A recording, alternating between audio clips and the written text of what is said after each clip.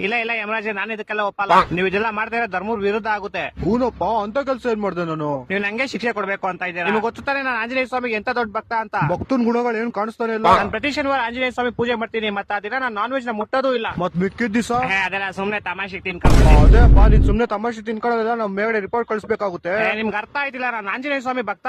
ನೀನ್ ಯಾರ್ ಭಕ್ತನಾರು ಆಗಿರೋ, ನೀನ್ ಮಾಡಿರೋ ಕರ್ಮಕ್ಕೆಲ್ಲ ನಾವು ಶಿಕ್ಷೆ ಕೊಡದ್ರೆ ಬಿಡಕ್ ಆಗೋದೇ ಇಲ್ಲ.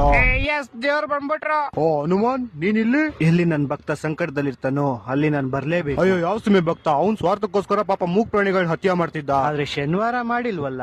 ಏನ್ ಹೇಳ್ತಾ ಇದೀರಾ ನೀವು? ಇವನು 18 ವರ್ಷದ ವಯಸ್ಸಿಂದಾನೆ ಪ್ರತಿ ಶನಿವಾರ ನಾನ್ ವೆಜ್ ತಿನ್ನೋದ್ ಬಿಟ್ಬಿಟ್ಟ. ಆ ಕಡೆಯಿಂದ ನೋಡು, ಇವನು ಎಷ್ಟು ಪ್ರಾಣಿಗಳನ್ನ ಕಾಪಾಡೋನೆ. ಸರಿ ತಾನೆ? ಅದಕ್ಕೆ ಯಮರಾಜ್ರೆ, ನಾನು ಇವನ್ ಶಿಕ್ಷೆನ ಸಮಾಪ್ತ ಮಾಡ್ಬೇಕು ಅಂತ ಇದೀನಿ. ಆದ್ರೆ ಅದನ್ನ ಮಾಡಕ್ ಆಗಲ್ಲ. ಯಾಕಂದ್ರೆ ಇವತ್ತು ಭಾನುವಾರ.